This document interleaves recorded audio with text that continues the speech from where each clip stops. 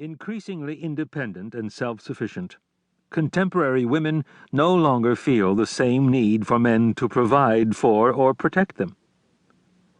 A modern woman charts her own destiny and pays her own bills. When in danger, she can pull out her mace or call the police. Most important, she now has much more control over when to have children and how many she wants. Until the discovery of the birth control pill and the widespread availability of contraceptives, women were utterly biologically determined to have children and be dependent on men.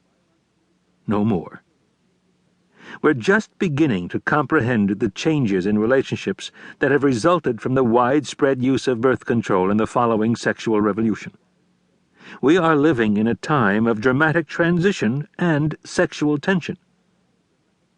In a sense, we could say that all men are out of work. They no longer have the job they held for countless centuries. They are no longer valued and appreciated as providers and protectors. Although they continue to do what they have always done, it suddenly isn't enough to make their partners happy. Women require something else, something more than their mothers did. In the same way that men are out of work, women are overworked. Not only are they mothers, nurturers, and homemakers, but now they are also providers and protectors. They are no longer protected from the hard, harsh, and cold realities of the work world outside the home. How can a wife be expected to be relaxed, sensitive, and pleasing to her husband when an hour before she's had to fight a man for a cab? While women today no longer want to wait on a man at the end of a day, men still want what their fathers wanted: to be waited on. Times have changed, and we have no choice but to change with them. A new job description is required for men in relationships. New skills must be learned if a man is to feel needed and appreciated by his mate. A new awareness is required of women if they are to continue working side by side with men, then come home to a loving and nurturing relationship. New skills are required to remain feminine and also be strong. What we didn't learn.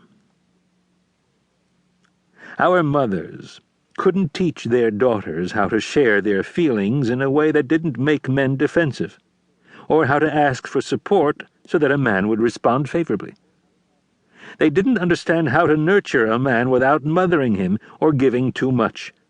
They didn't know how to accommodate his wishes without sacrificing their own. They were experts at pleasing their men at their own expense. In essence, our mothers couldn't teach their daughters how to be feminine and also powerful. They couldn't teach them how to support their partners and also get the emotional support that they deserved. Our fathers could not teach their sons how to communicate with a woman without passively giving in or aggressively arguing. Men today have no role models for leading and directing the family in a way that respects and includes their partner's points of view. They do not know how to remain strong while providing emotional support. Our fathers didn't understand how to truly give the empathy and sympathy that women require today. They didn't know the little things that a woman requires to be fulfilled. They didn't know the importance of monogamy and making a woman feel special. Our fathers simply did not understand women, but without that understanding, the contemporary male cannot develop the skills necessary to get the kind of support he now requires in his relationships. Our parents couldn't teach us the advanced relationship skills necessary to make relationships thrive in the modern world. Just remembering this, that we could not learn these things from our families, is enough to soften your heart and forgive yourself and your partner for the mistakes you repeatedly make. This gentle wisdom brings hope again.